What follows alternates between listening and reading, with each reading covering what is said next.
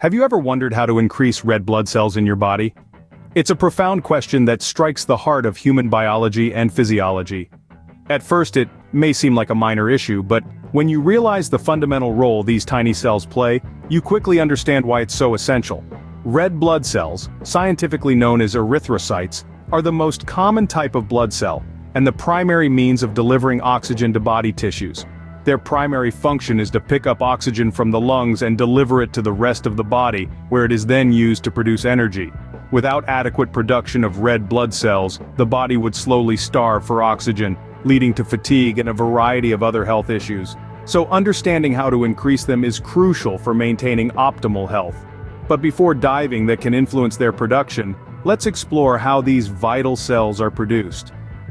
The process of red blood cell production, or erythropoiesis, begins in the bone marrow. This spongy tissue inside your bones is the birthplace of all your blood cells.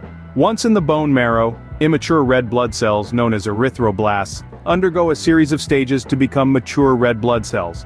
This complex process involves several factors, including the hormone erythropoietin, which is produced primarily by the kidneys. The of red blood cells is a perfectly synchronized process, making sure we always have just the right amount for our needs. However, certain factors can affect this balance, so let's delve into those now. Our diet plays a significant role. Certain nutrients are essential for the production of red blood cells. Iron, B vitamins, and folic acid are all crucial. Without them, the body cannot make enough red blood cells. Consequently, a diet deficient in these nutrients can lead to anemia, a condition characterized by low red blood cell count. Also influences the production of red blood cells. Regular exercise increases your need for oxygen.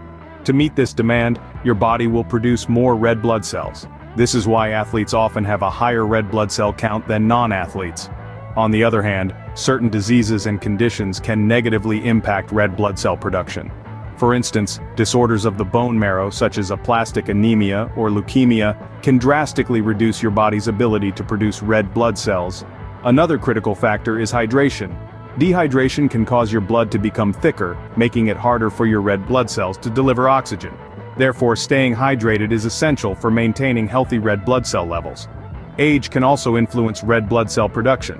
As we age, our bone marrow's ability to produce red blood cells can decrease. However, with the right diet, regular exercise, and proper hydration, it is possible to maintain healthy red blood cell into our golden years. In conclusion, ensuring a healthy red blood cell count is a multifaceted endeavor. It requires a balanced diet, regular physical activity, and maintaining good overall health. It's also essential to stay well hydrated and to manage any health conditions that could disrupt your body's ability to produce these vital cells. Today, we've been delving into the fascinating world of red blood cell production and the factors that can influence it. Red blood cells, or RBCs, are the lifeblood of our bodies. They are produced in our bone marrow and circulate in our blood for about 120 days before they are destroyed and recycled.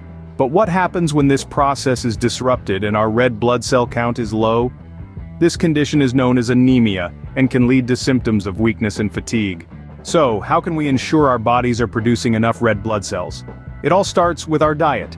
Consuming foods high in iron, folic acid, vitamin B12, copper, and vitamin A can support RBC production. Iron, for instance, is integral in the production of hemoglobin, a protein that allows RBCs to carry oxygen to our tissues and organs. But diet alone isn't always enough. In some cases, supplements may be recommended by a doctor to increase RBC production. And it's not just about what we put into our bodies, but also how we treat them. Lifestyle changes such as reducing alcohol consumption and regular exercise can also help boost red blood cell production. In more severe cases where anemia is caused by disease or injury, more intensive treatments may be necessary. These could include medication, blood transfusions, bone marrow transplants, or even surgery. To assess red blood cell levels, a doctor will order a complete RBC count.